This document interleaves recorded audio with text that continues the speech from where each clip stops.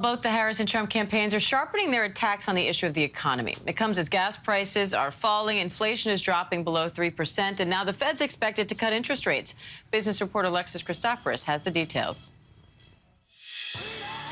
With just 50 days to Election Day, Vice President Harris and former President Trump zeroing in on the issue that matters most to voters, the economy. And his plan would shrink the economy, reignite inflation, and send us into a recession by the middle of next year.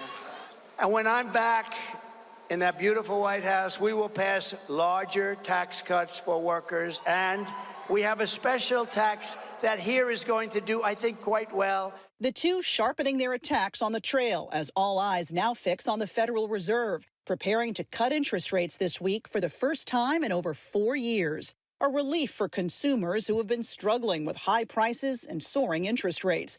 The Fed hiked rates an unprecedented 11 times to combat high inflation, which peaked at 9% in June of 2022. Today, inflation is at a 3-year low, mostly thanks to a drop in gas prices, now below $3 a gallon in 17 states. It definitely helps with the budget. Inflation may be slowing, but in a recent ABC News Ipsos poll, many Americans say they don't feel it, with 42% saying they're worse off today than they were 4 years ago. Everyday basics still costing more, like eggs up 65%, auto insurance up nearly 50% since 2020.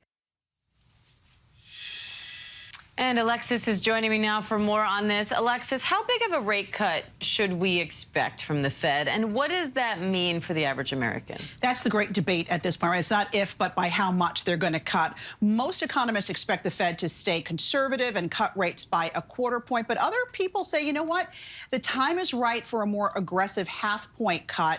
They say that would be to help prevent the economy from slowing down too quickly and possibly, tipping into a recession perhaps later next year. As for when we're actually going to feel it, better have some patience. You got to wait a while.